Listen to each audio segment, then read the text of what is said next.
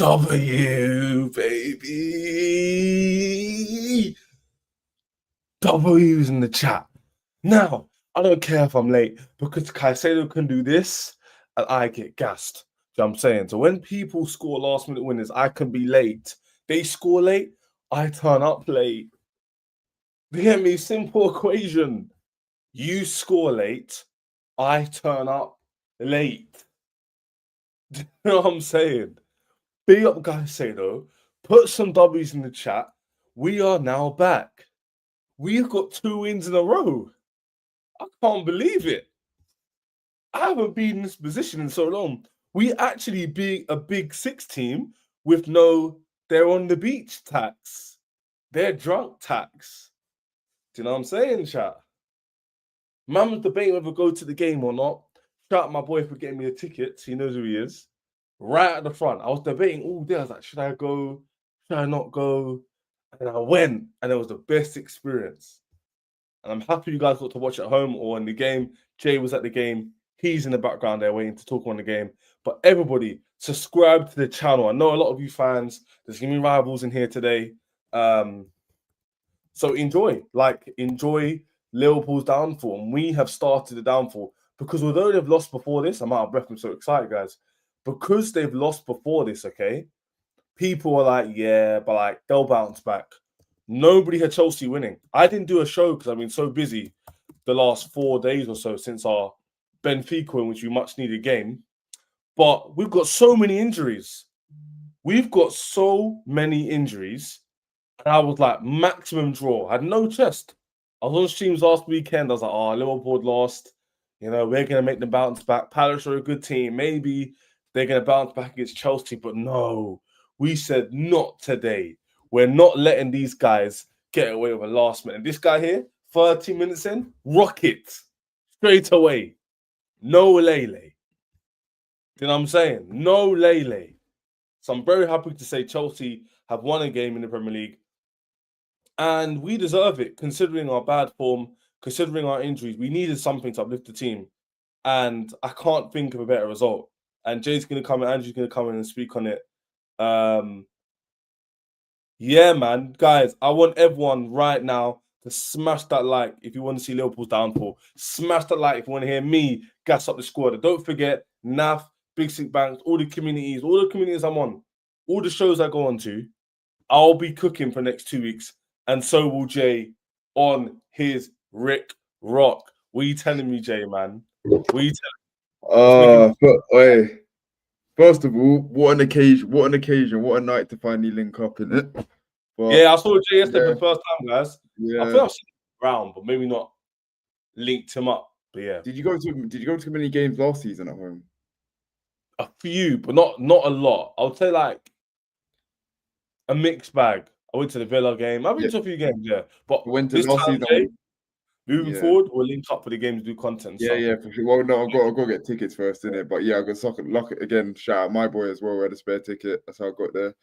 But bro, no, that comment is literally it. I think this is easily our best performance this season. And to be honest, as I say, I went to like every home game bar in Fulham last season. I think that was better than all. That was a better atmosphere than all of them 18 games last season. Like to the 97th minute, the atmosphere was just rocking, and then obviously we got rewarded with a late winner. But I'll start Maresca. On that question, Jay, is there what Prem game in the last I'm going to start the new ownership, not like when they first came in because I was Sterling in the Aubameyang era. Let's say from 2023 until now. What big win have we had in the league? It's a big 6. I don't think we've had any.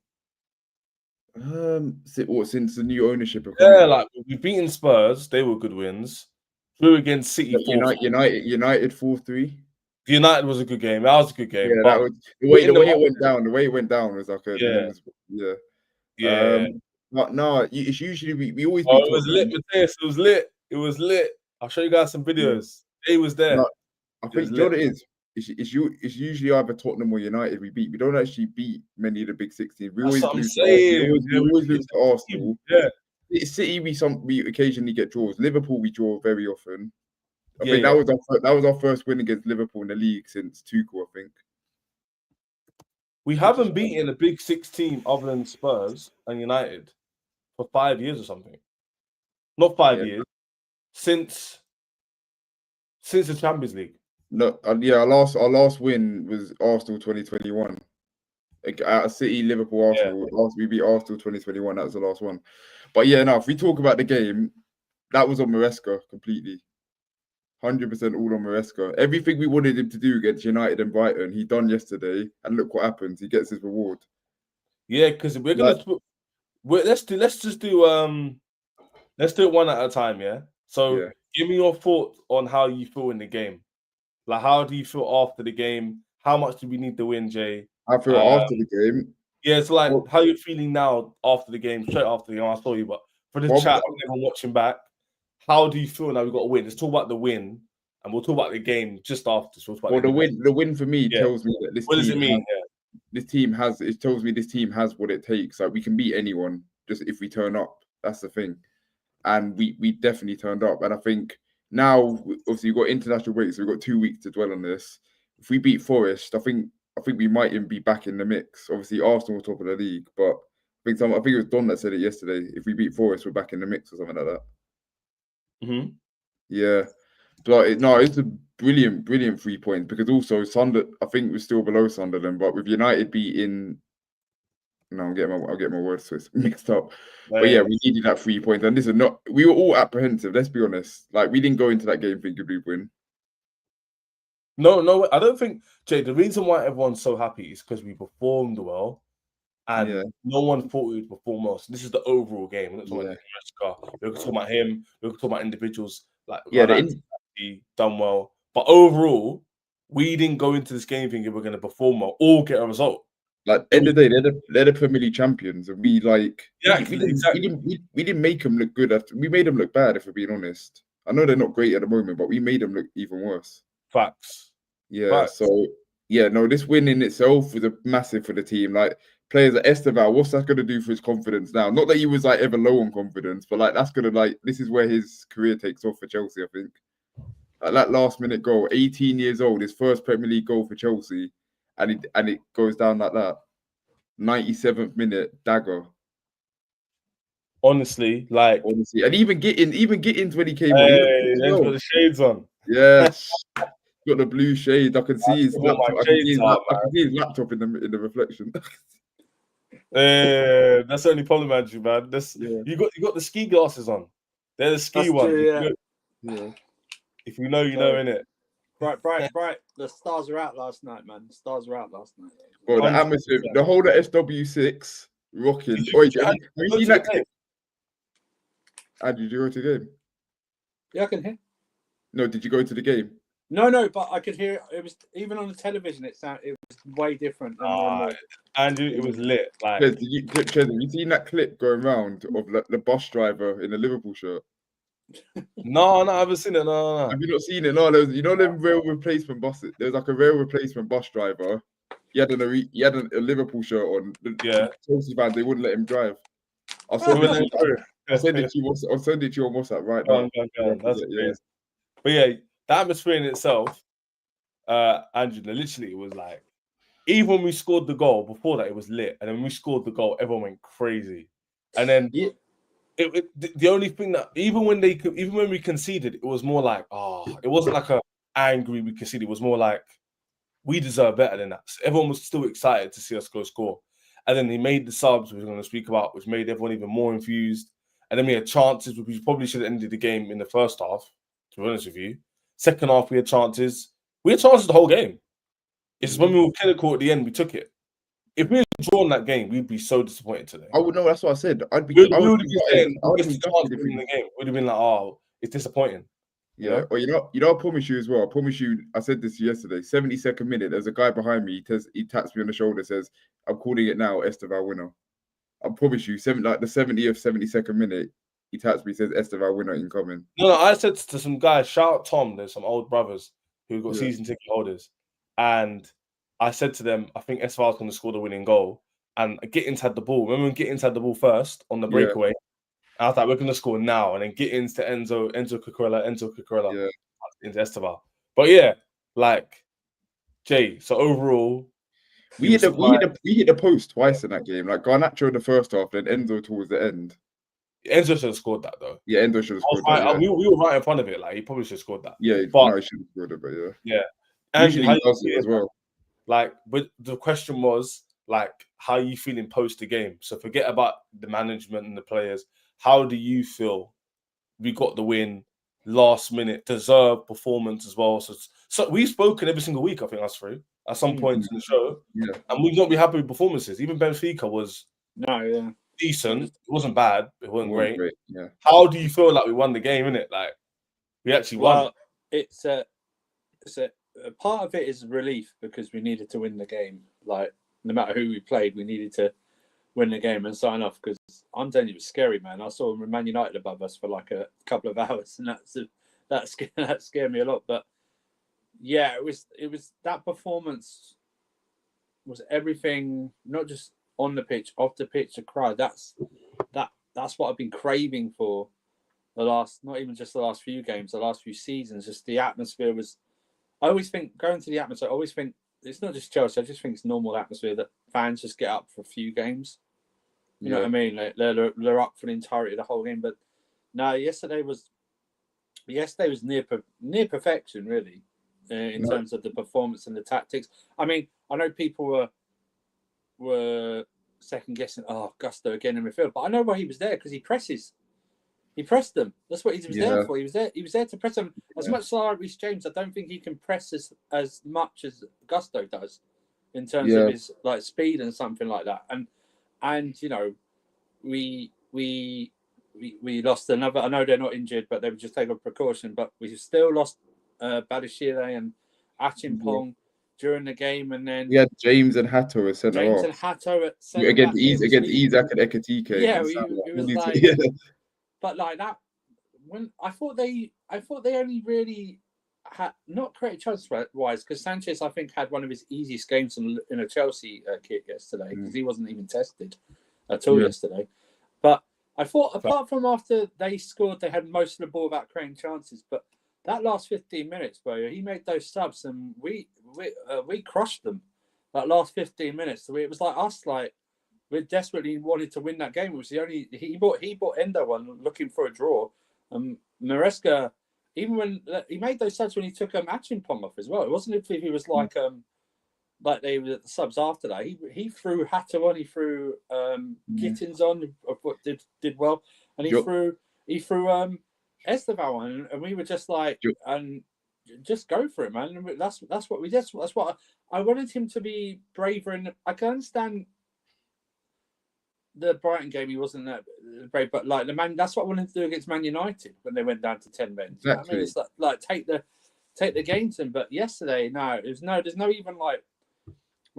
I haven't seen it here, but there's no even biased Liverpool fan who could say they deserved anything out of that game. No, they were fuming. That's why they're so annoyed because it none. wasn't like they lost 2-1 and they're like, oh, we could have got a draw and taken. But it's like Salah. They're annoyed because they performed badly.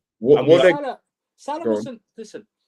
Kukurea did a good job on Salah, but he didn't like pocket him. But Salah just was crap yesterday. Right? Yeah, no, Salah was just crap. And I was shocked because they said he's only scored one goal against us at the Bridge. You know, guys, he's not as if he's like turned up every single game and bagged even an assist or anything like that. He's only ever scored once against us at Stamford Bridge, and I think it was that 2-2. It was against Mendy.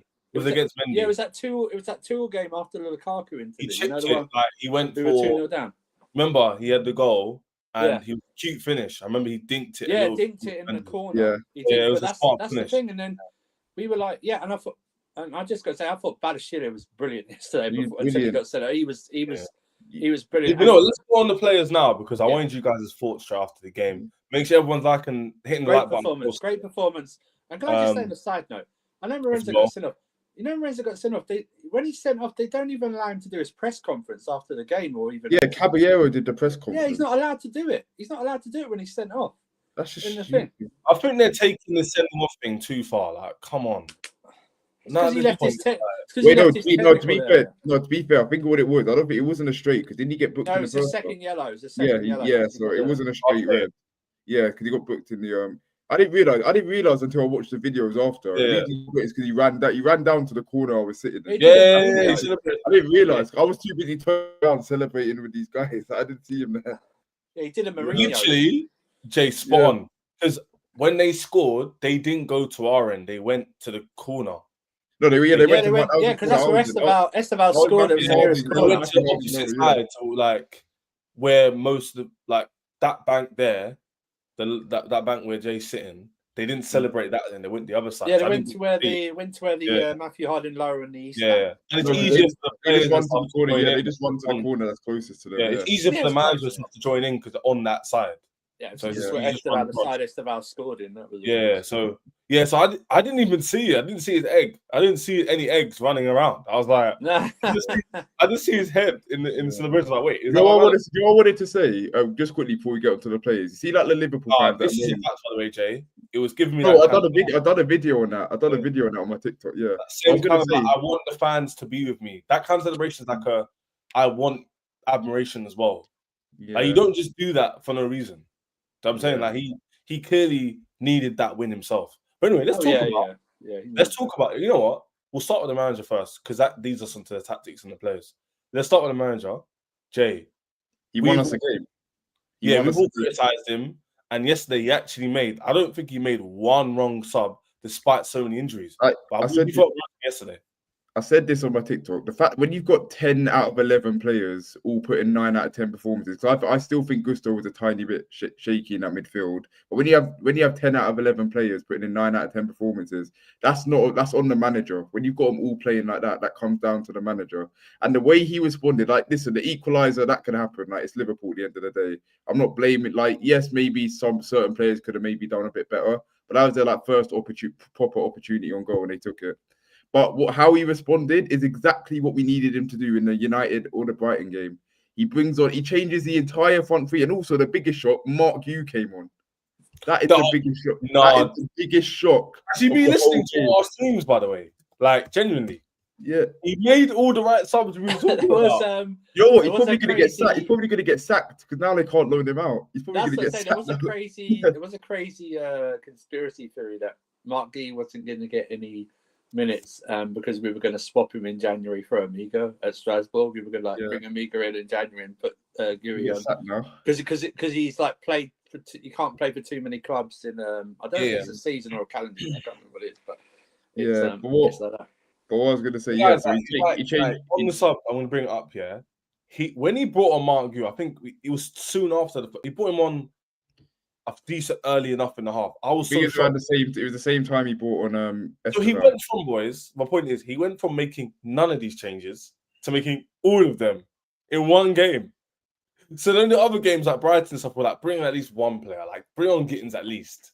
I think he was going to bring on Gittins. He was going to make the double change. He's going to bring on Gittins and Estevao anyway, but it's just that it coincided with Achimpong being taken. Yeah, that's the one. Yeah. Estevao was ready. Because I looked on the sideline. They showed a picture of the sideline because obviously, guys, you wouldn't have seen it on the TV. And I just saw, obviously, when the injury happened, I saw Hato obviously getting in. I saw Gittins, and I thought, shit, he's not going to bring Estevao on. And I thought, fuck. And then when the game concluded, because you never saw Estevao come on TV, and then the little graphics pop up about who came on, and Estevao's name was I thought, okay, cool, like that. Okay, he's done. I thought the exact same way. I was thinking, oh no, not an injury. Right, Estevao's about to come on because I had a feeling Estevao was going to cook because Neto was doing well, Garnacho was doing well, so clearly the fullback issue was a big issue for them. Do you know what the thing is with do you know the thing that why Estevao changed the game? Like, this isn't a dig at Neto because I thought he had a good game. But you see, like, how when Neto had the ball on the right, like, yes, he got it, but his main option was either to cross it or pass it back. Whereas Estevao, the players look to give it to Estevao because they know they can create something by getting past the player, getting in the box, maybe win a penalty. But yeah, I thought another thing that also helped was when the game got a tiny bit scrappy, especially in the midfield, bringing Lavia on just composed the game. Yeah, so let's focus on Maresca for a bit. So these are the subs Maresca made. So half time, he didn't make any changes with Liverpool did. They brought on White to Bradley. Bradley got hooked because Garnacho was cooking him. Yeah, and he's cooked as well. And quickly, did you guys think that was a penalty? No, I'll be honest. I don't think it was a penalty. These type of penalties, that the people say it's soft, but when you're running right? Mm. It can only take a little bit to pursue. Listen. If it was given against us, I'd be pissed. I'd just say it. Yeah, like yeah. that. It wasn't You a know what I penalty. It mean? wasn't a penalty. I'm not going to lose sleep. It's like see. This is weird thing. I don't know if it maybe this referee, because I thought the referee had a good game. I think maybe if it's outside the box, he might give it, which is so strange. But they sometimes give stuff outside the box that's the same inside the box. I just think for me, They're if it more wasn't hard outside. Yeah. I just think if it wasn't Anthony Taylor refereeing, we wouldn't be talking about it now. Yeah. That's the only thing. But yeah, I don't think it.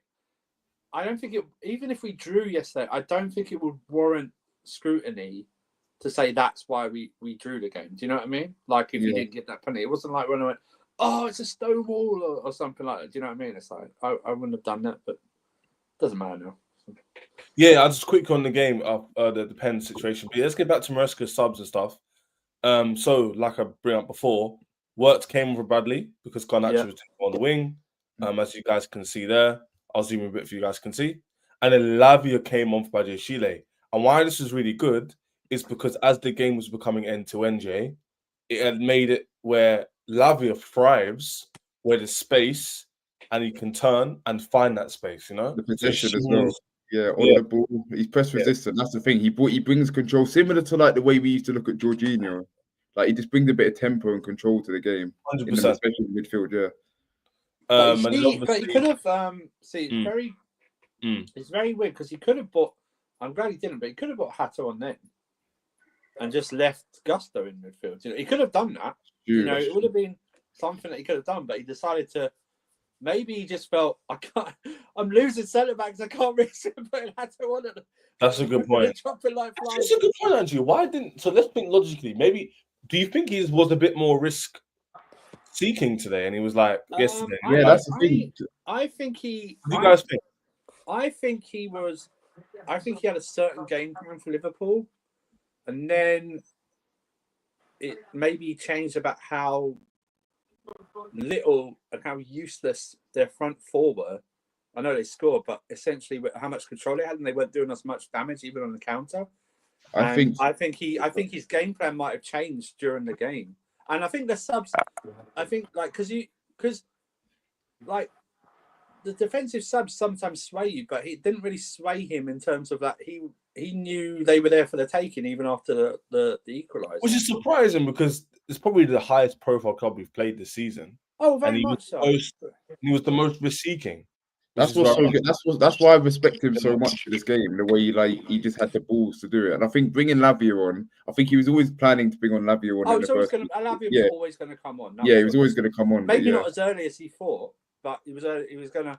Yeah, because you can see here, he brought him on the 55th minute because of the injury. I think he would have brought him on maybe that early, 55 minutes. Yeah, it was really early. That's why we were able to control the game for so long in the second half. I didn't realise it was that early. I thought it came after the equaliser. I mean, for me, I think I want to say he didn't want to lose the ball playing ability, at the back. Like once it was Badiashile that went down. I think although he rates Hato's, maybe doesn't rate him as high, but I think he wanted Reece to play centre back because he wanted that ball playing ability from centre back. And also, I think maybe the sub of Konate might have influenced it because it was clear that Gravenberch was gonna be moved back into centre back. And if you brought in another midfielder, you would absolutely dominate that midfield. Like, if you had Lavia in there, you could absolutely dominate because now Gravenberch is no longer in there. He's now a centre back. Yeah, so you need somebody in there to. You know why? Before I actually speak, because we were going man to man, right? So it was man to man. Yeah. And that's why you saw Enzo in the second half, especially get so much space because he wasn't I think Rob's right in drawing awareness to actually. He probably also looked at what Slot has done. And it was looking for also what Slot has done. Given up. So, they're giving us giving up, not giving up in the game, but giving up in terms of space and control. Controlling the midfield. I'm going to add Lavia anyway, but I'm going to add him now because I'm forced to because I didn't want to my centre backs are dropping like shit at the moment. I don't know if I bring Hato on now, will he go off? And he probably So I think that helped, but it was more of I was glad of his reaction to that. He like I said, I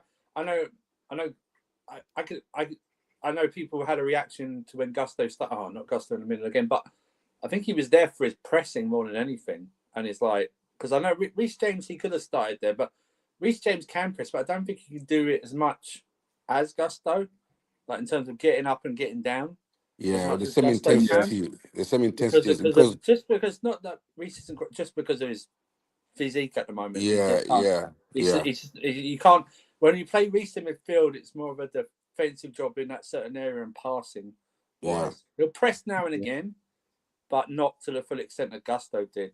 Gusto's passing still needs to improve a hell of a lot. But I think Gusto for me was the only player that was a bit like, because it's not even necessarily just his passing; it's just his decision making in the final third. Sometimes when he gets up, yeah, that's just I always. I think players, to be honest, I think Gusto probably be harsh, probably the worst game.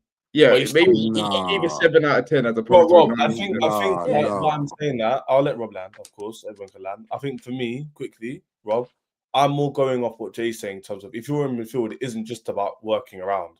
Enzo played fantastic off the ball yesterday, but his end product in the end helped get the win. But Enzo's work rate and his end product at the end is why everyone said a great performance. If you just done the running around and didn't produce that pass, people probably say he should have done more. So same with Gusto. He was brilliant. He was I'm not. It's easy to criticize him, and people just do. And listen, all season he hasn't. Listen, not all season. He's had a mixed season, but this is what I'm talking about. He's had more. He's had a mixed bag. Listen, I was in a not a debate. Someone said, "What does he do off the ball?" And it's like, do you know what Enzo's? It's just like? It's just the way he looks in terms of his physique. He looks like a fat guy, right? He looks like, compared to other footballers, he looks a bit pudgy, right? He looks like he enjoys a meal or something. But he works his ass off. He works his ass off in most games. But yesterday, he was everywhere. And should he have scored? Yes, I believe he should have scored. But you know what Enzo's like? Wolves are beating Brighton. Okay, well, but the thing is, he was great, and that's Enzo. You get maybe you even get a better Enzo when you have Lavia and Caicedo behind him like that. He's able 100%, to. But I think let's get back to the point, Rob. When you saying Maresca's subs, he brought in your boy. He took off your boy Garnacho, brought in another boy, Estevao. He brought in what's his face? He brought in Mark Gu for the first time this season. So he made all the big subs. He even brought in Gittins, who, by the way, helped to score that. I want to make everyone clear. Gittins helped us score that winning goal, 100%. Because his running in behind, his tenacious ability allowed the space for Cucurella and Enzo to work. But how are you feeling about the Maresca masterclass yesterday? No, that was a 10 out of 10 game from Maresca, from the way he set up, from the way he dealt with the adversity that we faced in the injury to Badiashile and Josh, because they were fantastic in the game. So he didn't cede. He didn't all of a sudden decide like he had done against when we went down to 10 men. He automatically ceded control of attack and midfield, right, against Brighton and against United. But yesterday he said, well, obviously we didn't go down to 10 men, but pretty much both our centre back went out, with some discomfort. And so the fact that he was able to say, you know what, I will take the risk of playing Reece James at centre back because, I don't think Liverpool's attack is that physical that they can overwhelm him, and that big of an aerial threat that they're gonna overwhelm him. But also, I still have the amazing. You guys remember the ball that Reece James played to Gittins straight through I midfield? know that ball, Rob. Man, I'm telling you. Yo, that pass was so cold. It reminded me of the one he played to Estevao against West Ham. Do you remember that? No, but no. Yeah. Hey, the ball was so good. It was so clean. It didn't look like it was gonna work. Like it looked fake. It wasn't even that. For me, it was like he clearly played it low. I'm like, if this is gonna get intercepted by the midfield of Liverpool, it was like, have you ever played? Have you played the new played FIFA? Incisive right. pass plus. That's what it is. Yeah, and Right. so I think Maresca didn't want to lose that. You know, the ability to like Badiashile was like our first goal, the Caicedo goal came from Badiashile breaking lines, right? And so Yeah. most of the chances we created were because we were breaking the lines and going through the press. So if you bring somebody in there that doesn't have that line breaking ability, then we're probably gonna struggle because Hato is more of a ball carrier than a line breaker. Yeah, breaking passer. Yeah, yeah. So I think that's why he put Reese there because he didn't, he wanted to maintain that, and then brought on Lavia to say, you know what, we had Reese in midfield. Oh, sorry, yeah, we had Reese in midfield, and also, yeah, we're gonna retain the superiority in midfield as well. So Yeah. I thought his game management, but for people that say Lavia had a poor game, I couldn't Who Lavia said disagree had a poor more. game. Sorry, that sorry, the full sorry. game? No, Gusto. I'm talking about Oh, Gusto. No, he didn't have a poor game, but we're saying out of a brilliant bunch, he's probably the one you look at and go, he could have done better in quite a few areas. For yeah. the By the for way, the I'm not He, job, saying. I put it don't this think. way, Rob, he was like a 6 or 7 out of 10 as opposed to an 8 or no, 9. for the job it was tasked to do, right? Don't you see the Caicedo goal, right? He's the one that shows available for the Badiashile line breaking pass and I Okay, plays the agree. okay, one first Yeah. time to Caicedo, and then he's the one that makes the run that freezes Van Dijk. okay, Rob, No, Right? Rob, you missed the, you'd Rob, be you missed saying the a point. worse game at the Chelsea players. He was there to make everybody No, Okay, do Rob, no, his Rob, okay, job. okay, Rob, but Rob, who'd you say the worst? Rob, I understand what you're saying, that he was there to facilitate to a certain degree. But what we're saying is, even though he was doing that job, he still could have done more. That doesn't mean he had a bad game. I'm We're not just saying he had a saying, bad game. Everybody we're could just have done saying more. like to improve on the performance, because Chelsea's not winning the league. We're not winning the Champions League right now. We can. I'm saying for this season, in order to do that, we need to improve everybody's performances. Yeah. Exactly. So we need to be consistent all the time, not just Gusto performs like this today. No, but Last Gusto, week, he'll be but crap. But if Gusto Yeah. gives you that performance when he gets played in midfield, I'm happy with it all season. Okay, what But would you Jay, rate I his think he was performance out of solid. 10? I don't think he was like. Well, I'm being harsh because I want to hold everyone to a high. Like we've beaten Liverpool this today. We've beaten Yeah. PSG. We've clearly proven that the players are the level to beat big teams, which is why Yeah. Rob calls out the manager because he thinks we have a good squad. We should be doing better. We all agree. But Yeah. sometimes players have underperformed this season, and it's on them. I disagree with Rob last week because I think it was more on the players than the manager. But we can have that debate, So, Yeah. but by the way, guys, I don't mean we're not winning the Champions League or Premier. I mean we can't win them today. It'll be next year in terms of May. Meaning you have to improve performances each week to get to up to that point. Like Can I PSG. Go on, Jay. One thing I wanted to say about, I know it's a bit off topic. Andrew talking about Enzo. I feel like Enzo Fernandez amongst the Chelsea fan base. Let's talk about Enzo now. Yeah, Do you know what he's like? He's like Marmite. You either love him or you hate him. Yep. That's what he is in the Chelsea fan base. Like you get the ones He's that like underrated, slander Andrew. him, He's and then you get underrated. These people say, No, say underrated. Jay's right. Jay's right. It's like, because I said something for this game. It was like, because I was having a debate with someone, said, "Oh, he's played well. I know he's had a mixed season, but he's played well against this, like, and this." Like, yeah, but it was against blah blah blah. And it's like, well, in my back of my head again, well then you can't big up Caicedo for any game unless it's against like teams you rate. Like, do you know what I mean? We can't really rate any players for like until like 6 to 10 games per season. Then if they play well, you can't have it both ways. You can't go because when he's bad against those teams, you go, oh, he should have done so much better. And then when he performs against those teams, oh yeah, but it's blah blah blah. You just can't win. Listen, he last season he had a very good season overall. This season it's been mixed. But yesterday he was brilliant yesterday. He was brilliant in all facets of the game. Some of his passing can be a bit improved yesterday, no problem. But he was there. He done his bit on and off the ball again. He was very good yesterday. He was another. He was very good. He helped. With the facilitating of the winner and everything like that. He did a very very good job. And it's just Jay's right. Some people are just not gonna. Because it's funny. But this is when he has a shit game, you hear everyone who regularly tells him he's shit.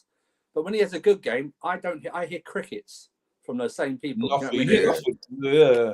no, but Andrew, this is the thing though. People say because he started the first couple of games slow that all of a sudden, all of a sudden he's a bad player. Because if you really look at what's our last 4 games?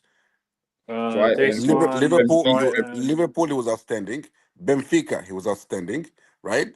Against Brighton, he was our best player against Brighton. And then was it Brentford before that? Yes, against Brighton. Brighton, Estevao. I'd say Estevao. Up until he Right. came off. If he Esteban played didn't well start, against, like- we'll go to he played well against Brighton. Yeah, all right. Well, he played well against Brighton. Wasn't the best player. Right, Yeah. Brentford did a good game. Yeah, Brentford so did. that's 4 games in a row that he's been very at least he's been good. But because he played bad against Palace and against I don't know what, well, Fulham or something. Now that's what Man United, everybody's Man United probably as well. yeah, Man United. in Bayern Munich Bayern because Munich. he was playing as a backup striker. Yeah, And so the Bayern last Munich. 4 games he's been consistently playing well, but people are gonna know, remember, do you remember Crystal Palace? Well, I Yeah, just think, think of the same people if we'd actually drew that game and his chance had been the last one. Think of the rhetoric we'd be hearing right now and understand. This guy needs to leave. This guy needs to leave my club. 105 million waste of money. He's worse than I was on the terrace. Not terrace. What was I thinking? Can't remember. I was on the terrace or somewhere. Someone said, "Oh, I was on the Southampton." I was like, "Yeah, he's worse than Jorginho." And I was like, They don't want. They just have agendas in it. They don't watch the game. I didn't even respond. I can't. I now learn. You learn when you do these type of panel shows and how to react and not to react to certain things. Now you just go. Yeah, you know how it is. Well, yeah. I'm not even getting in this comment. It's not even to rip apart Jorginho. You know what I mean? But Andrew, you know what annoys me the most about Enzo Fernandez, because it's good that you, Rob and Jay, have all praised him. What's good about Enzo Fernandez is that he'll perform and get an important pass to get to pre-assist, and people will still complain about his output. It's like, are you expecting a player to like get an assist every 10 minutes of a game? Like his job is to be decisive in all areas. So defensively, was he not good yesterday? Was he not? He was good on both sides of the game. Yesterday. Was he not creating those passes for end? And it was frustrating, Jay, because when we were sitting, we could see Garnacho did have runs in behind where. Did you guys see on TV, Robin, Andrew, where there's a through balls opportunity? I was a bit annoyed about I'd argue he had a better game defensively than offensively. But even despite that, Jay, he still helped to score a goal. Exactly, that's what I'm saying. Like, and do you know what it is? Do you remember when he first signed in the January window? And like, because I know the whole team was poor, but he was the best out of a bad bunch. How good he was playing, but he wasn't getting the GNA. Now it's like he started this season. He's actually getting GNA. But if you actually watch him, his performance haven't like lived up to like 9 out of 10 performances. But he hasn't been, other than maybe the Fulham game, because I think he was quite poor against Fulham. But the rest of the season, he hasn't actually been that bad. Yeah, his critique has been overblown. Yeah, it's been too much. It's like because it shows when people have agendas, they'll show it. Yeah, I was like, because no one really likes to do it, but like I was like, because I went to people, no, it's fine. You can critique Enzo's performance. What about in those same games? Like, what about Caicedo's performance against Bayern Munich and Man United? Because he was equally shit in both those games, and he gave away against Bayern Munich. But no one says anything because it's Caicedo, and he's been been consistent. And I would say Enzo's been consistent for last season and stuff like that. But going on yesterday's game, because I don't think there's at all any negativity from yesterday's game. He just put in a very, very good performance. An 8 out of 10, I would say, overall for him yesterday.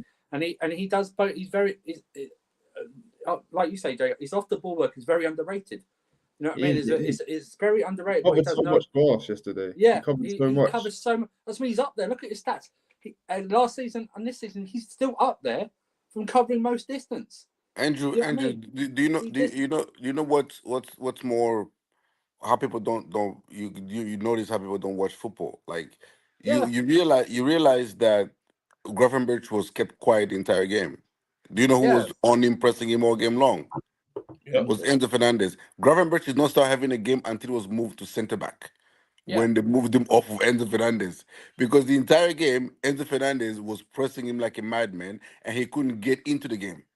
Do you know why having Lavia in the team helps so much? Because when you have Lavia and Caicedo, Enzo can press further up the pitch. So then that is why we created so many chances towards the end of that game. Because when Lavia was on the pitch, like the best form of defense is offense. I think we can all agree with that. And yesterday showed it. Like the amount of chances we were creating, and Liverpool didn't have a sniff. They couldn't. You Create also, Jay, you also noticed that. I know Lavia's bought on to do those type of passes, but Caicedo's passing yesterday. No, Caicedo's just to break, like just to break their, because they pressed, their 4 attackers pressed us, right? They all pressed as a unit. But Caicedo, I swear he done like more no look passes than yesterday. It was like, how did he get that part? How did he see that person over that side? It was like just even simple like that. And that's you're right. You don't have Enzo on there, who's up there as another focal point to facilitate and do whatever. But I do agree. I think Ches said it. No matter who's on the left-hand side, we do not use that a lot when there's a lot of space over there, no matter who's over there. I've seen it quite a lot. But, you know. This is a perfect That is opportunity. disgusting. That is disgusting, them ratings. To talk about the world-class midfielder in the league, Moise Caicedo. Before we do that, it's due 25 would be down below. Andrew always features on many shows. So you'll see him. And Rob's Twitter will be down below as well. So make sure, like this video as well. A lot of people in here now. Can we hit the like button for me? Or rivals hating on Liverpool's downfall, or rivals wanting to praise Caicedo because everyone loves him. Can I actually just ask this question? What can't Caicedo actually do? The question was answered. I'll tell you what he can't do. And I'll tell you what he can't do and what he's not doing. He's not going on an international break. So that's what he's not doing. He's been rested for 2 weeks. Ecuador didn't pick him. But the question's last panel and the chat, which I'm going to put in the chat below, is Moises Caicedo world class? Yes. He's world class. Yes. Not saying he's the best midfielder in the world, but he's in that category, yeah. Like if you go through midfielders who are better than him, you could say Pedri maybe, fair enough. You could argue Declan Rice, but I still personally wouldn't have him over Jay, Caicedo. let's round it even more. He's the best number 6 in the world at the moment, I think. Best number 6 in the world. Best Best defensive midfielder. Best defensive midfielder in the world at the moment. Rodri's I'm not saying Rodri isn't overall, but Rodri's still coming back from injury. Declan Rice is not a number 6, he's a number 8, playing as a 6. What about Kimmich? He's not as good. Kimmich. Oh no, Kimmich is not well. What?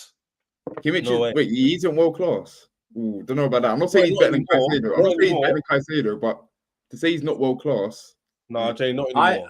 I think. Listen, I think Kimmich is. It's type of Kimmich, right? I'm not too sure about Kimmich, right? But he's definitely. I think he's the best. I think he's the best. He's by far the best in the Premier League as a defensive midfielder. Oh yeah, 100%. You know when I say world class, like the pool of world class players, Andrew's older than us, has gone down. So Rob's not that. Yeah, Rob's. Hey, what you talking about me about Rob? You know what I mean? Yeah, Rob's not on the camera though. He's as old as like according to the picture, he could be 25. Like the pictures, I'm saying, hey Rob, if you're there, you can't see your picture in it. You could be 25, Rod. You know what I'm saying? Shall I do a poll? Yeah, I might do a poll. Yeah, he's laughing. See. But my thing is this year, guys. The reason why I said not Kimmich is because obviously that's like recency. He's not being world class level. I think, in my opinion, Caicedo right now is clear. Like, I don't think there's many. You can't give me a shout of any player who's better than him outright.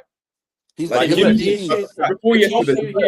The issue he needs to break this season, and he needs to do it in the Champions League. He's clearly. I know people say, you know, Pedri this and this. He's clearly the best midfielder in the world, isn't it? Does he? It's a barometer. I'm still taking Pedri. I'm sorry. It's a barometer for you. I'm still thinking Pedri. The barometer for these type of conversations is: does he get into every team in the world? He does. I think There's no team doesn't get into.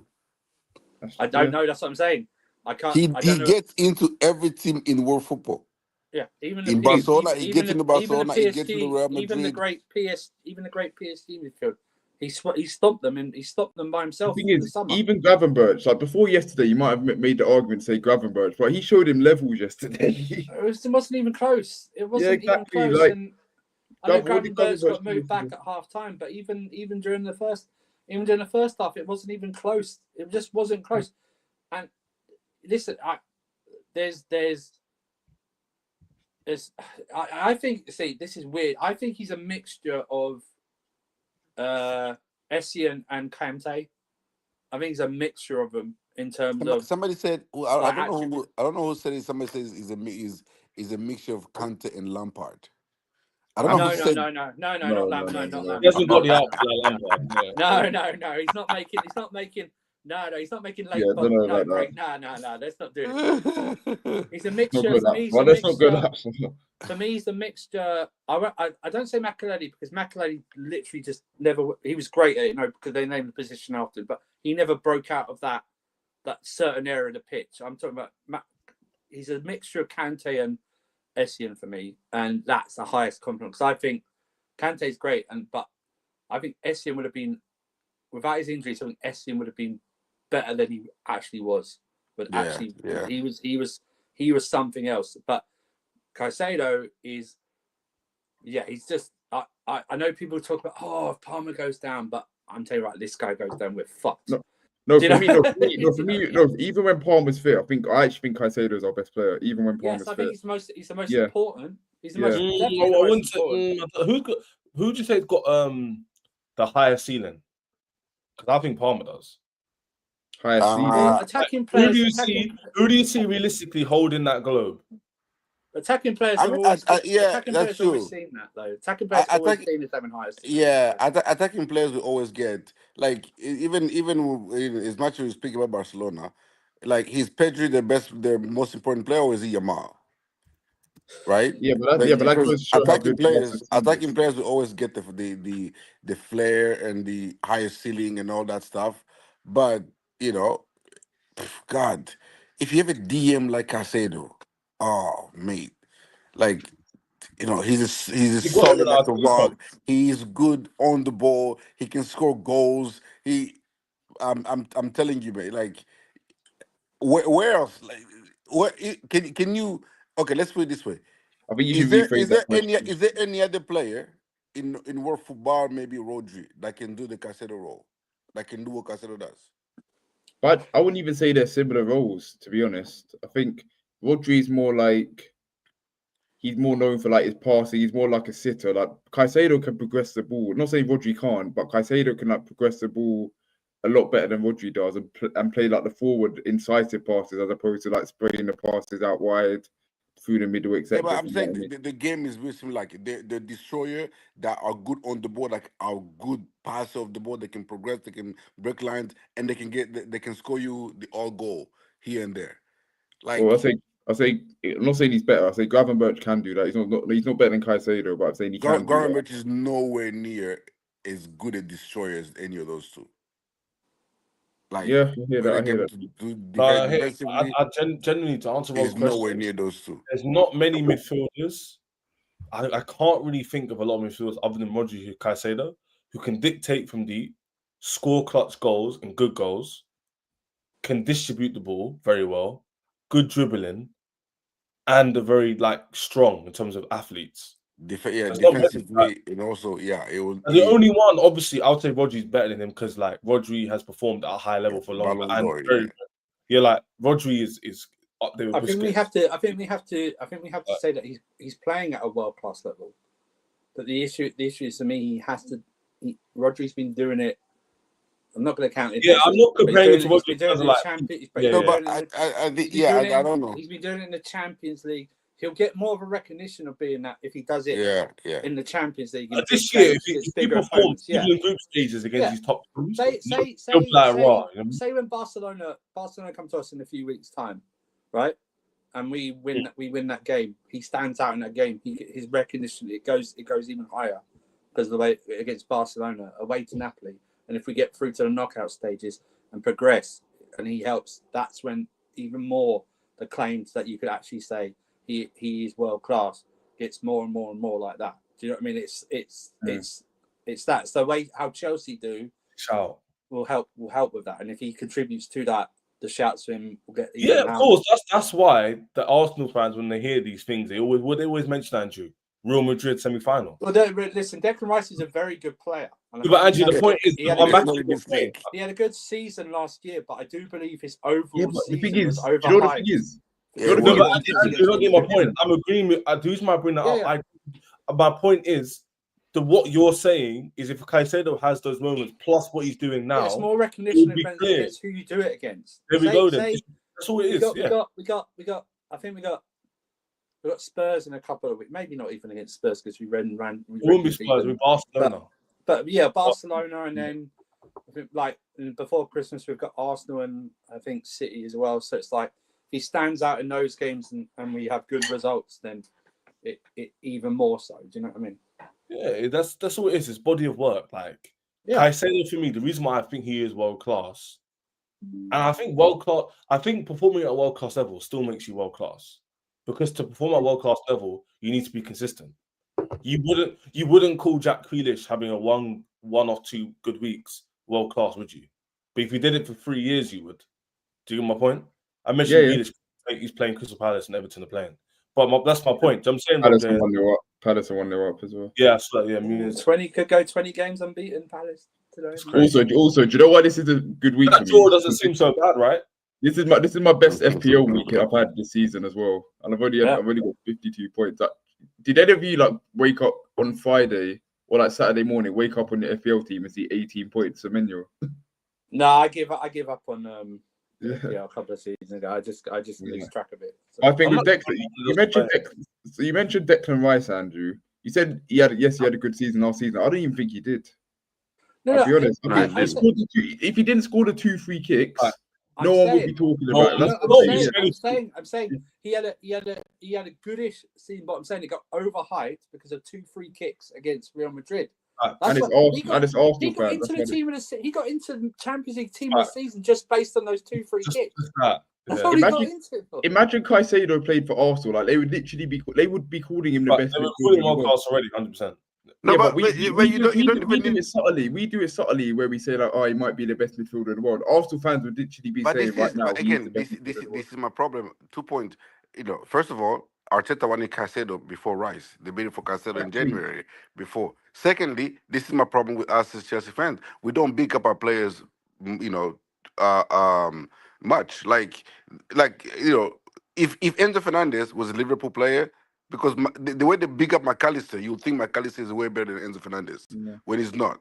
The way they big up Gravenberch, they've literally put Gravenberch in the same conversation at the same level of Caicedo when we know he's not. He's a DM. He's a great player, but he's not the Caicedo levels, right? But they big up their players so much that Arsenal fans have bigged up Declan Rice and those 2 free kicks to the high heavens. They, every 5 seconds you looked around after those free kick, it was Declan Rice. What we do if Enzo Fernandez had done that, we would have been like, yeah, that's cute. But you know what? The next game, if you don't like, if Enzo Fernandez had done that against Real Madrid, score those 2 free kicks, and then go like Declan Rice and don't perform in the next game, and then against PSG when they got knocked out, we would have killed him. The difference is I think between us and other six is that if Enzo Fernandez had scored those 2 free kicks against Real Madrid and then we went on to win the Champions League, we'd hype up a bit more.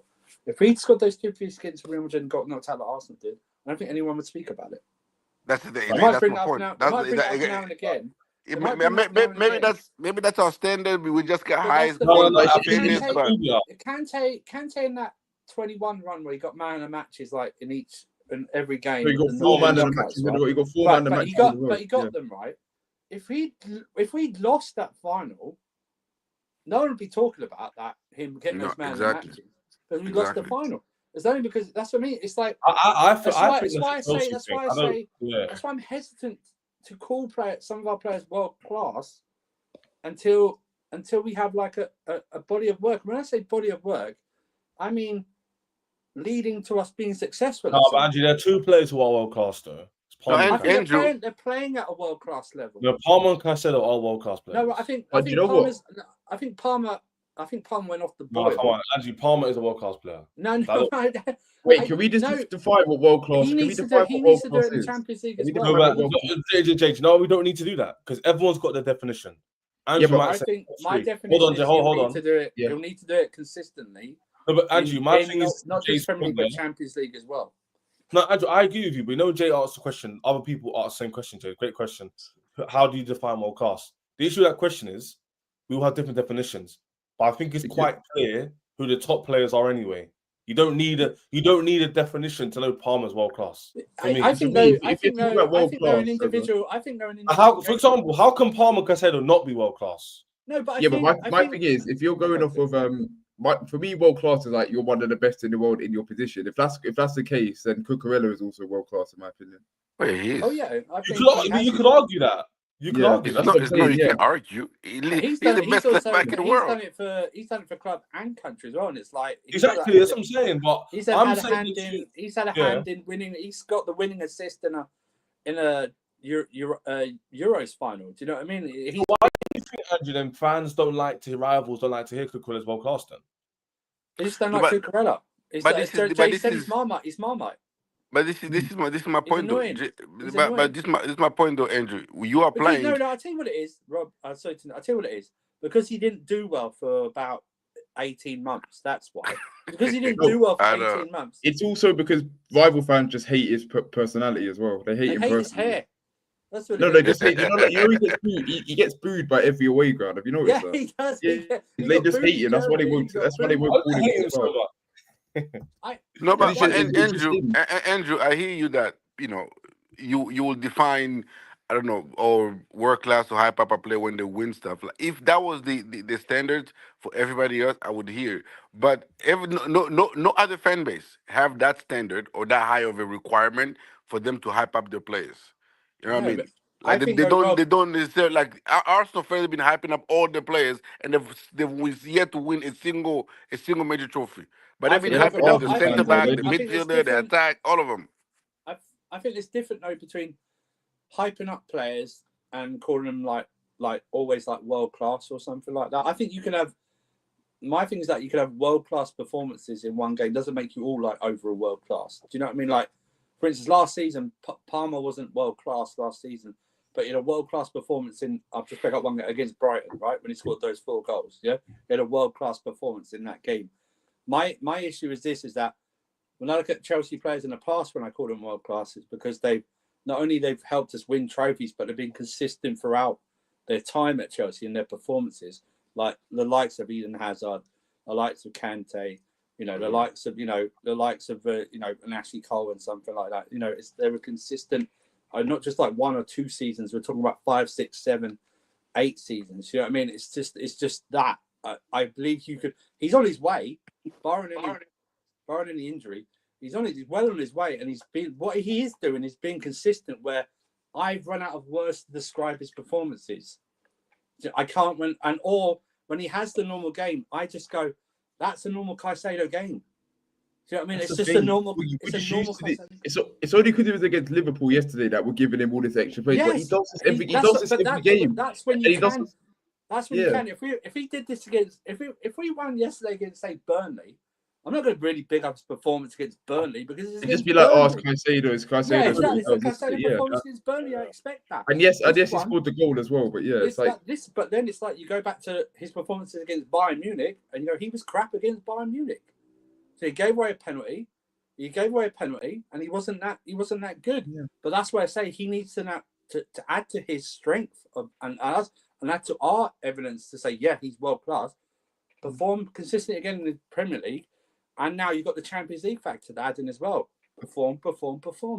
I think the issue is rival fans, I think, throughout the world class a lot. And I think maybe Chelsea fans are apprehensive to use it. I've literally got a clip of a TikTok live. Someone was on my TikTok live, an Arsenal fan called Eze world class. Yeah. I can send that to you. Yeah, that's what I'm saying. So it gets chucked about. Like, So you have to define it. Was it not you, but him? Yes, define. Did he play very well in that one game, or are you just calling him world class overall? Because he hasn't. You can't say he's been at Palace and stayed to the end of 27-28 and called him world class. his argument was he benches Enzo Fernandez. What? It doesn't even make sense. It doesn't even make sense. Yeah, I'll send you the clip. I'll send it to Ches, and he'll send it to you. Or check my Insta if you haven't already. But yeah, this is where you break. This is where you can easily break down someone's argument. It's just like, yeah, but that's just Arsenal fans, isn't it? It's just yes. It's the same. It's weirdness. They're just Listen, weird. I actually agree with what Andrew's saying, but for me, Andrew's being a bit pedantic with like you have to perform every single game. But I mean, it was a big stage. And I hear it, Andrew. I hear it. But for me, We don't need to sit here and do the whole like, hey, I think you need to be top 3. I think you need to be top 1. Caicedo's world class. I said he's the best DM in the Premier League by far. So therefore, he must be world class with the best league in the world. That's fine. If you want Like, listen, I'm not we going have- to we argue. have The thing is, to- I've not argued with you calling him world class. I've just set out my parameters. For being Yeah, world I class. think yours is fair though. I don't think yours is abhorrent or unfair or not realistic in that regard. But yeah, like we've got a few world class players. People are saying here, but like Mansa Musa, it's Hawaiian. That sounds Hawaiian. Probably off from Hawaii, aren't Reece James, Cuckoo, Palmer, Caicedo, all world class. Again, very, very arguable. Reece James, injury prone. Cuckoo, people just don't seem to rate him on that level. Palmer, I think, is clear. It's not rate him. It's just they don't like him. That's the thing. It's not Yeah, rate him. that They do ass. rate- That's that ass. What it is. It has nothing to do with how he plays. They just don't like him. Everyone, if you don't think Cucurella is a top 3 fullback in the world, go watch a different sport. That's what I'm saying. Go man. watch a fucking different sport. Literally, See, I played Chase, when you fullback talk my about entire Cucurella- life. My entire life, I played fullback. I watched this guy be able to do everything on the pitch that you would want a fullback to do, and he's brilliant. He's fucking brilliant. Chase, I talk about Cucurella. Ask me about Cucurella. I think he's the best left back in the world. By definition, he's Agreed. world class. No, Nuno Mendes. But then, No, I'm no, sorry. No, I'm sorry. I wish we get Nah. We No, watched no, Nuno. We watched Nuno get cooked by Gusto. Don't give me this shit. Shut I up. watched him get cooked by Gusto, bro. Don't give me this Nuno AJ, when shit. Joey, Rob, and Andrew link up, just don't bother Nah, talking. this is the problem. This is the problem. Nuno Mendes got hyped up for 6 games in the Champions League. I'm not counting his. He doesn't do anything. He does nothing for Portugal. Right? And he hasn't stood out for. He hasn't stood No, out. I think it's second. I think he's the second best. Left back in Cucurella's the world second football. best, yeah, 100%. For me, Nuno is second. Nuno is second Keep best. arguing with your nan. Because that shit ain't happening. I hate to break Dude, it to I you, watched but- Gusto dunk on Nuno Mendes. I do not want to hear it. I literally do not want to hear Sorry it. to get deep. Both my I hands don't are dead, want to yeah. hear it. I'm sorry. I don't. When Yeah, it's Joey, why- Cucurella's turn to play, Like, when it's Cucurella's turn to play, anybody in world football, they go into the penitentiary. AJ, They he go didn't know into the penitentiary. He didn't know. Yeah, no, I'm taking the mic. It's fine. He's American. They say that, isn't it? It's fine. It's fine. No, don't think you- that's why I want Yamal to be fit. No, I want you back. I want to see. No, I don't want your mouth to be fit. I have agendas to run. We need Barcelona. I don't care. Cucurella just locked up Mo Salah, bro. Like, I know they're different players. Again, But... he just locks him up again. Oh, you know how cold Jamal is. Yes, I know how cold Jamal is. I've watched him every time he's played for He doesn't Barcelona. need a lot to score a goal. That's the problem. No, what Nah, I'm saying is, you see, Okay, I'm right. actually. Bro, yesterday I was watching the game live. Garnacho didn't take his runner once. They scored a goal. What? Sorry, Rob. I knew he was gonna say that. I knew he was gonna say what? What? Oh yeah, Watch- that's one player we need to talk Rob, about. I watched it happen. Oh, God shut me down. You if I'm talking about my lying. man Garnacho? Oh, Yeah, you he think- looked good. He was you very don't good. think he had a I'm good not game? lying, yeah? Yeah, he was very good. I'm saying that. God knows himself. I'm not lying. Szoboszlai and who was on the right? Conor Bradley. Connor Bradley. No, who had the overlap? Was it Szoboszlai got the pass to Isak touchdown? Was it Salah with him? Anyway, it was 2v2. Garnacho didn't track Szoboszlai. Oh my We're allowed god. to- Oh, I'm not Chess, making rest, that bro. No, bro. Chess, What's man. goal? Oh, you're doing too much. like, you know, it's I'm not legit, even right? making it business. I'm You know, just it's speaking the legit. truth, You know, bro. it's legit because this criticism isn't coming from me and Joey, who are the usual Garnacho haters, right? So it's coming Oh from my Chase, who's God. been backing- Exactly. who's been Literally. backing Apologies, Garnacho apparently. since the summer. Exactly. So it's not coming- Hey, Drew. Apparently, I'm an apologist for Garnacho, and apparently Rob's in favor. Nah, No, I'll be honest. I thought Garnacho played doing well too much. yesterday. I'll be honest. No, JJ, I'm He not- had Connor. I'm He just had saying. Connor Bradley. He had Connor Bradley dancing for 45 minutes. That's what I'm saying. No, Yeah, guys, I'm just saying for the goal, he lost Dominic. Dominic had the overlap. He lost who? Also, That's what the I'm saying. goal was completely down to him. Dominic crossed from the corner flag. What do you mean lost Dominic? No, bro. And the What- That cross was his goal. deflected. No, Rob. It was on my He's side, right bro. though. Rob, It was he's on right my though. Oh side. my Watch god. the goal. Rob, no. I'm not even, bro. I'm not even mad at him for that though. Like that's not what I'm mad at about. Like I'm not mad at all about that shit. Like I'm mad more about his final ball is more what I'm upset about. than that moment. Like I thought he was good overall for the entire game. Like for the entire time, he was good. And you know me, Rob. I don't have anything to say good about this guy ever. So for me to say that is like, all right, like I have to give him his props when the props is due. He deserves it. He played well for the first 45 minutes of that game. Hey, Joey, fix your mic quickly. One sec. Right, I'm outside, bro. I'm outside. I'm sorry. All right, cool. No worries. Make no mistake, bro. Connor Bradley's a decent like defender. So the fact they Garnacho like done him in. Like he had to come off because he was booked. Slot was like, no, you're gonna get sent off here. Hold on 1 second. He should have been sent off. He should have been sent off in the first half. Be up yourself for the direct. Be it yourself, bro. Fresh fade, 100%. You man see me in Chelsea fan TV. Some of the man saw me on there celebrating with Don and Jay. I would have done an interview, but I had to get back. I had to catch a train back to Brighton. So I had to leave early myself. But yeah, it was good to see all the man out there. I saw Jay there. It was a good vibe. And like I said at the beginning of the stream, I was contemplating whether to go or not. And I was like, you know what? I have a bad record watching Chelsea. PTSD chairs. PTSD chairs. He always comes. I'm nervous. I'm nervous. And then after the game, we win. That's after chairs. That's my squad. That's my team. Hey, Rob, we are so good. I'm not even crying it. When we scored a goal, I was so happy. I was like, yes. I was like, come on, we needed that. I'm saying, man loves my club. Shout CB. It means more to me. Shout CB for that one. I'm saying the club means more to me. It means more, you know. Are you Trent all of a sudden by Liverpool? It means more. Bro, it means like the club means more to me. Innit? I love the club, innit? Like, I love my club. Oh man, rest. You gotta do this against Forest, aren't you? Yeah. I'm nervous. We don't have a good record against Forest. Man, we don't have a good record against Forest. We lost the last. We dropped points. We dropped points 3 out of the last 4 games against Forest. Even though Forest has lost the last 5 games, I'm still nervous, guys. I'm still nervous. Forest lose today and they lose 5 in a row. You think they're gonna want to lose 6 in a row after international break against Chelsea? Oh my God! Do you think? There it is. Like exactly like I just predicted. Do you think Liverpool wanted to lose 3 in a row after losing the last 2? That's a very good point. That's why I was more nervous because we were their bounce back. And we dominated them. That's why I nearly cried. I was so happy because I was so surprised. Nearly cried? No, like I was so happy. I was like this. I was like, yes. Yes, nearly cried. Yes, nearly cried. Exactly. Dude, you see Matisse's reaction on Big Six, and he's like, "One more chance, please," and we scored.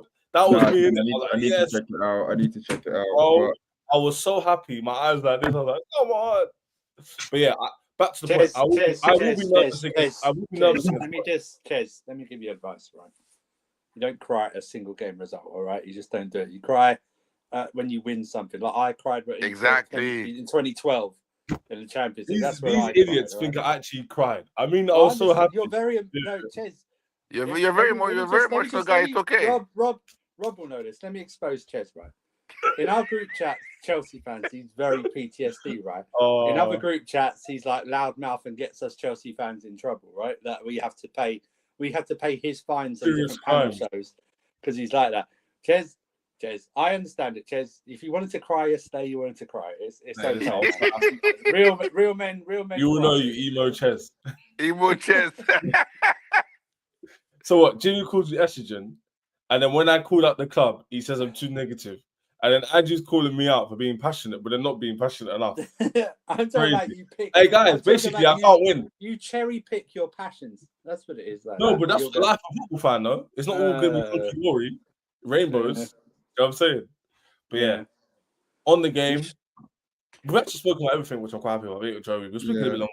You guys are all here. Everyone's excited. Nah. We talked about my boy Benio about your shield. No, Rob, go ahead. Oh yeah, guys. Rob, perfect segment we're going to do. Give me your underrated player who won't get the praise yesterday, who you thought was good. Rob can start. Adishile, right? The one that won't... I actually think the one that won't get the praise much, I think is Gusto. As much I thought Gusto for the job he was tasked to do, he did it fantastically well. But people won't give him his prop because he didn't do anything eye-catching. He didn't score, the winner. He didn't score the scrimmage that Caicedo did. But without Gusto, that goal that Caicedo scored doesn't happen. Even without Gusto, the Estevao goal does not happen. Because if you look where Gusto is standing, he freezes Robertson. Because Robertson can't commit too much to Estevao because Gusto is right in front of him. If he commits too much, Gusto is wide open in the middle of the goal, right? Okay. So for the role that Gusto was tasked to do, I thought he did it fantastically well. But Benoit Badiashile, my God, the passing on this guy, the passing from the back from this guy is absolutely incredible. Absolutely. I remember the Chelsea briefed a few months ago said that they believe he's one of the best passing centre back in Europe. And everybody lost their mind when Maresca was asking for centre back. They said we believe Badiashile is one of the best passing centre backs in Europe. And people lost their mind. And I was like, what? He actually is. When his brothers play is fit, again, that's a big if. When he's fit and he's playing with confidence, oh my God. Rolls Royce. The problem is Rolls Royce. I'll say That's the thing. my underrated player, I've mentioned him. For me, would be again. It could be Badiashile. 100 could easily be. For me, it's Lavia because I feel like what he done, how he helped us in that game when he came on. I think it doesn't get spoken about. As I say, he brought composure to the midfield and he allowed Enzo to press from the front, as me and Andrew were talking about. And yeah, man, it just the extra man in midfield means players like Gravenberch, McAllister. McAllister is one of my favorite midfielders in the Prem. Like they couldn't do anything. They just actually couldn't do anything. So I think Lavia for me, it's such a shame this guy can't stay fit. It's honestly such a shame. Yeah. I'm going to go with Hato. Oh, fish out. Because he had to come in. He had to come in basically. We bought him as a left back. We all know we bought him as a backup left back, but he can play centre back. But the way he had to come in, literally, with the rest of the defence fullbacks, and he had a very solid. I think it was the last 20 minutes, when it was something like that. Very last 20 minutes, a couple of good blocks in. It could have been a very hairy situation for us. You know what I mean, in terms of how the defence looked. And I do think Lavia plays a part in that as well, with him and Caicedo both there able to an extra layer of protection. But Hato, if they're fit the whole season, Andrew, we are genuinely probably a top. I think the reason that Arsenal are so good is their defence, the way they're defensively structured and who's there. Do you know what I mean? It's defence. No matter how you're playing, if your defence is solid, then no matter how you're playing, really, you've got a chance in any game. Even if you're rubbish, you can just nick it 1-0 or 2-0. You don't have to be your best at all games. It's just keeping Lavia fit. I don't want him to be this guy where he's only fit seemingly for Liverpool games. You know what I mean? And if you know how long Joey or anything, but Joey's gonna give his opinion on the player soon. But how long is Santos out for? Just after the national break, I should be back for Forest. Yeah, we'll be back for Forest. Okay, that's a positive then. Yeah, we've got players coming back as well. That's a good number. This international break honestly might have been like a godsend for us. Like it really was. It really is. This is pretty much favorite international break timing, to be fair. Yeah, it's like 2 weeks, and like everybody, like I don't think there's gonna be. I think just a couple of the kids are gonna be going out on the international break. Yeah, Caicedo's not been picked, so he's able to rest. What about Cucurella? I don't want him to get injured. Yeah, but they got Balde as well, so he won't play every game. Oh, that's a good point. The games they're playing. Yeah, it's like a lot of these guys that are going to international break are like core pieces to their team, and most of those players that are core pieces to that team, to their teams, are going to be sacked. Like they're just. I know Reece got picked by England, but one of the games is a friendly game, so I don't think he'll play. They're all friendly. Who do you offer right back? We got Latvia in I think in a World Cup qualifier. Yeah, we do. Yeah, that's a good point from you guys. That's a great point. Yeah. I know. Caicedo doesn't have any more. Caicedo doesn't have. He wasn't picked anyway. Caicedo wasn't picked. Yeah, he wasn't picked. I said that because like Caicedo needs to have players to come in against these Forests and stuff like that. He just needs a rest. That's what I'm saying. Like Ajax, I wouldn't want to play him. Like I would save him for the weekend if I could. Well, we got Sunderland, we got Forest, Ajax, Sunderland. Because now he's played Gooey against Liverpool. He must play him against I Ajax. think we got Wolves. We got Wolves in the League Cup, I think, and then No, actually, I remember our games. We've got Forest, Ajax, Sunderland, Ajax, Spurs, Wolves coming up. Yeah. Yeah. So there's definitely a rotation chance for him, but there's more than likely he'll play mostly 4 out of those 5 games. There's only a Wolves game where he probably might not play in that game. The Wolves game is a cup game, isn't it? That's it's a League Cup game, so it's like the rest of the games he. Now we have 2 Wolves games. We have a League Cup game, and then we play somebody, and then we play Wolves again. I think we play. I think we play Spurs. Spurs away. Maybe. I think that might be it. Yeah. Spurs are attempt. And then at the end of the month we have Arsenal. We have Barcelona, Arsenal, like back to back. Yeah, I think Arsenal play Spurs and Chelsea away back to back. I think really. Yeah, one of the teams play each other back to back, but that's not the point. The point is we need to rest Caicedo because the Arsenal game after this November international break, or is it before the November international break? Is Arsenal after or before the after I believe. I mean, it's the 30th of November. Yes, we after. Oh yeah, definitely afterwards. Yeah. So I think Caicedo doesn't necessarily have to play against Forest, but like he will. You know what I'm saying? Like, but he'll have 2 full weeks of rest after this. Yeah, I think 2 weeks is enough. Like our preseason didn't happen, so we've had to force players in. These breaks they would have gone usually. So we need to use any rest that they can, any rest for us this season that we train, light training, take a few days off, like recharge. Like they'll probably get like equivalent of like 3-4 days off maybe in 2 weeks, which is good.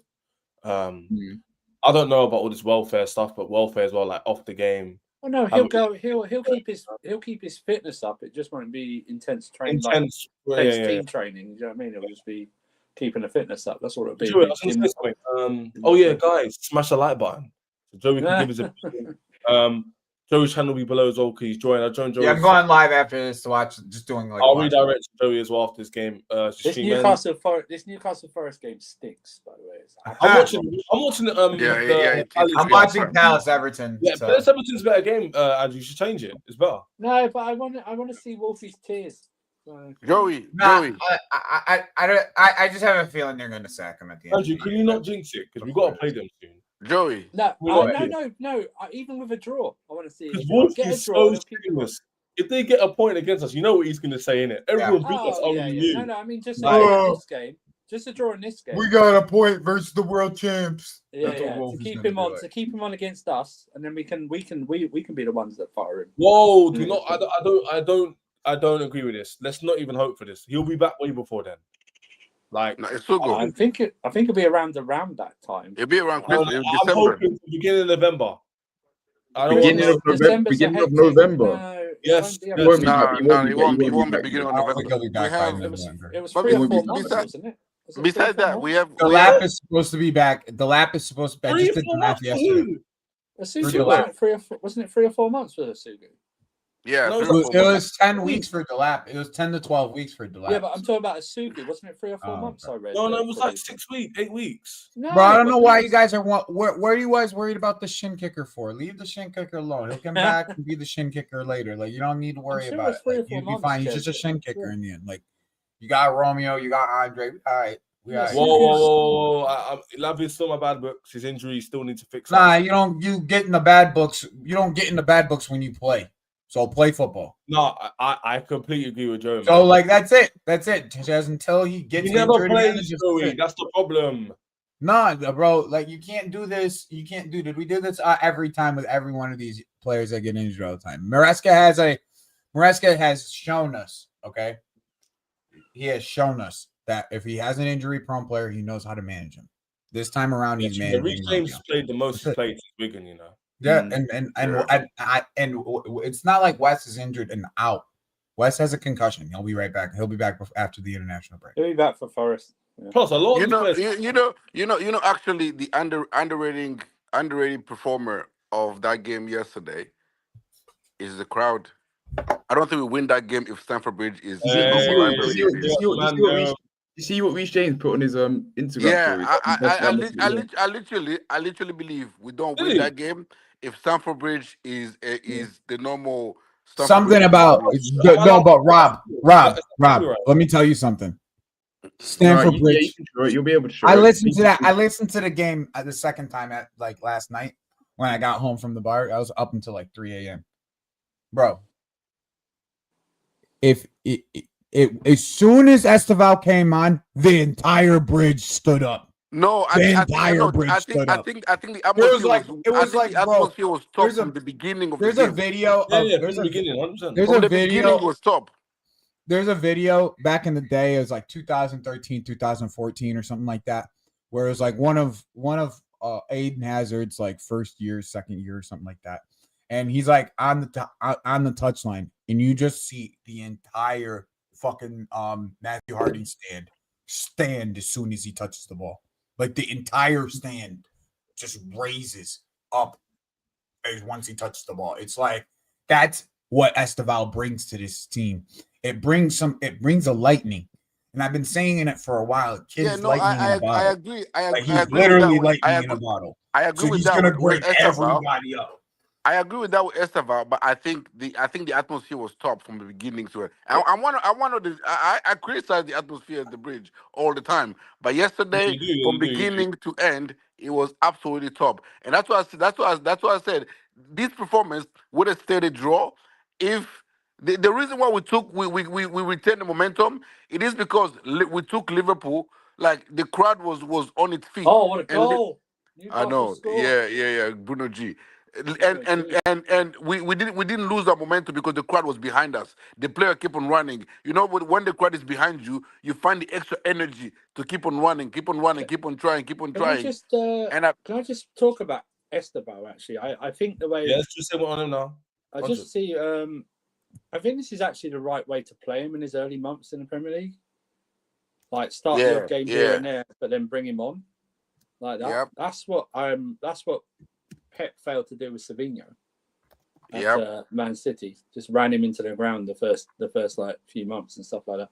I think he can start now and again, but he's an actual like legitimate game changer off the bench. Mm-hmm. Do you know what I mean? He's a legitimate like shit because I know they bought Andy Robertson on because Kirkis.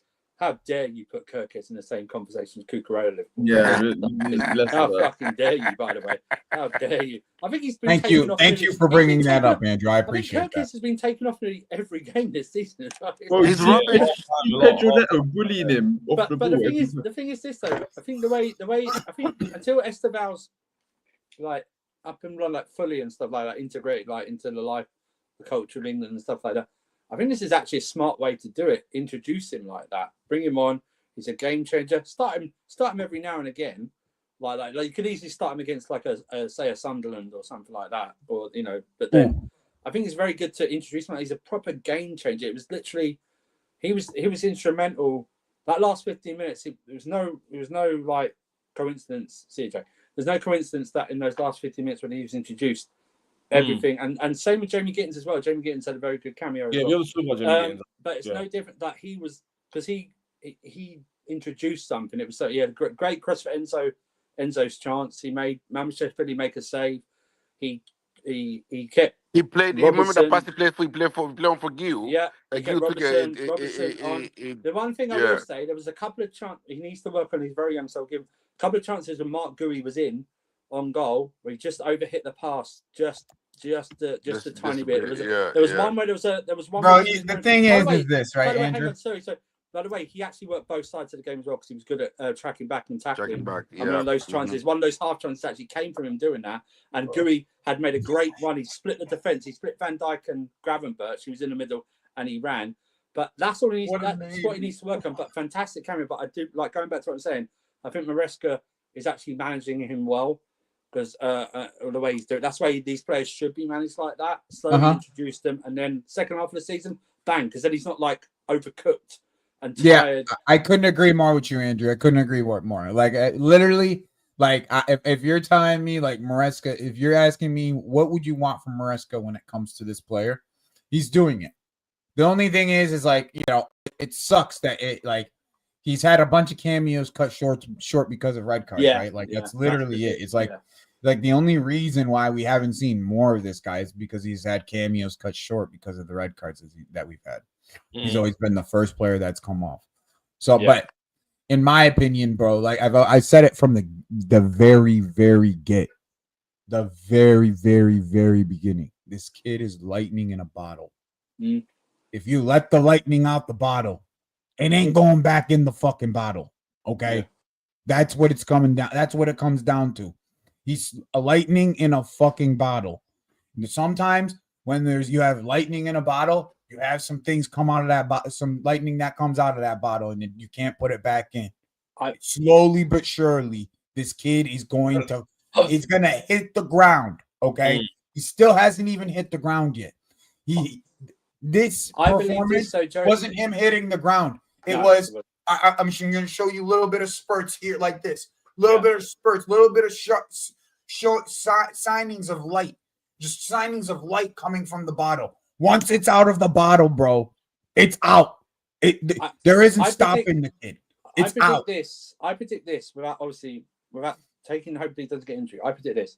I think he'll have a very good World Cup, no matter where Brazil go, and he'll kick on something amazing next season. We'll see. He'll actually go levels next season. We'll see it in bits and pieces this season. Like yesterday, we'll see it due to the evolution and stuff like that. We'll see it. Some games he'll start and he won't play well, and we have to accept that. We have to accept that. Okay, some days he just won't play well. You have to accept that in all young players. But I believe from next season he'll get more confidence. He's in a new country. I'm glad his family's over. They're more settled. You have the World Cup. He has a good World Cup. Even if Brazil get knocked out in the quarterfinals, I believe he'll have a good presence there to get them there or something like that. Do you know what I mean? And he'll come in full of confidence and he'll hit the ground running. And whoever we can link him up with, if Palmer gets fitter and stuff like that, and maybe I think he'll actually do well with Delap in the team as well. A more focal point. Do you know what I mean? It's stuff like that. I believe we would have. Bro, I think the one thing is the passing, Andrew. That is surprised me. The passing is he's putting the ball on the plate, bro. He's putting the ball on a plate in the box, bro. Like that Enzo header, bro. Enzo should have done better with it. But what a ball! What a ball that was. Yeah, it's a fantastic whip to put it in the ball like that. That's just the reality of him. He did both sides, Curry. He did both sides. Yep, of the game. That's bro. I always saw, bro. I saw the ball striking from the beginning. I knew when I watched him at Palmeiras, the ball striking, it's there. It's absolutely there. But by the way, that was a good finish because I thought he was very left-footed, but to actually get the ball, and people thought it went too far. And in the end, that goal against us in the Club World Cup was right-footed. Yep. Yeah, that was a good. People think that's easy tapping. It's not, because you still got the defender and the goalkeeper. He might have a stronger left foot. Doesn't mean he's all left. Yeah. But actually, what I'm saying, if that ball was a little bit too far to left, fast-star weak foot. And Mama saves that. He probably saved it. But it was such a good shot and so low that it went under his arms. You couldn't get down. No, you can't. I just like the way he got some now modern day wingers don't have that sometimes in their head to follow in on crosses. They rather that's where you see it, and I heard it from Man United. It's not a criticism of Garnacho, but Garnacho sometimes has that way he stays too wide. He doesn't follow in. That's just his natural instinct to do so. What Garnacho needs to do, he needs to be more confident cutting inside. He's good at getting back to the byline. He'll beat his man and get to the byline nearly every time. But he needs to be more confident going inside. Look up a bit more as well. Bit more as well before he passes. Cutback specialist, Andrew. Cutbacks. Yeah, that's great. He had a couple good ones, but Rob, you want to know what makes those? Rob, listen. You want to know what will make those cutbacks even more dangerous? Someone was there. If he has not just that, but if he has the capability of being dangerous when he cuts inside, those cutbacks become even more dangerous. That's Yeah, but I don't even mind because you have Gittins whose strength is cutting inside, and then you have Garnacho whose strength is going down the line. So I don't mind that. I don't mind that variety in the wingers. No, I mean both of them can be both. Obviously, you want. I mean, they're both Not that Garnacho can cut inside and whip a cross or a shot top corner. He can do that. We've seen it. Yeah, it's just more consistency is all I'm asking Yeah, for. yeah. He just By the maybe way, he what I just needs said to do it more. about That's it. what I'm not even discrediting Garnacho whatsoever in this game because I thought he was really no, good. fair. For Yeah, I 45 thought he was minutes. good. What I said about Estevao, I think Enzo's applying that to Gittins as well. Yeah. I think even though he's English, he's never played in the Premier League. He's never played in the Premier League. He's played in Europe. He's played in Bundesliga. Totally different. Still has to get used to it and stuff like that. I think he's doing that. I don't mind how he's managing our team right now. No, I don't mind that. Let's see. You got 2 weeks. The teams you manage very well. We got the win yesterday, which is good, a positive. But like Rob was saying, Andrew and Joey's been saying, past few weeks. We've got to build on this now. He was saying, that's my point. I was going to end on this. Like we've done well yesterday. We've proven we could beat a top team, whether they're in favor or not. They could still grind out results they've done this season. Exactly. We managed to beat them and played well. But the previous games, we've questioned a lot of things. So hopefully now, Forest, Sunderland's, these kind of games, Ajax, we need to win that game massively. We can keep winning, you know. So hopefully, guys, you guys join on this stream. Andrew, be up for joining as always, and Rob as always. Joey, when he joins, is sick as always. And Joey's stream will be right after this one's redirecting over. I was in Joey's stream yesterday. We spoke about the game. So guys, check that out as well. Be up, Doobs as well. Jay's channel will be below. So be everyone who joined, redirecting over to Joey's channel. Thanks for joining. Up the Chelsea. And you guys will see me on the shows being shameless that Andrew hates. But it's where it is. So Joey and Andrew, answers for my crimes, yeah? Love. Hey, peace. Big up.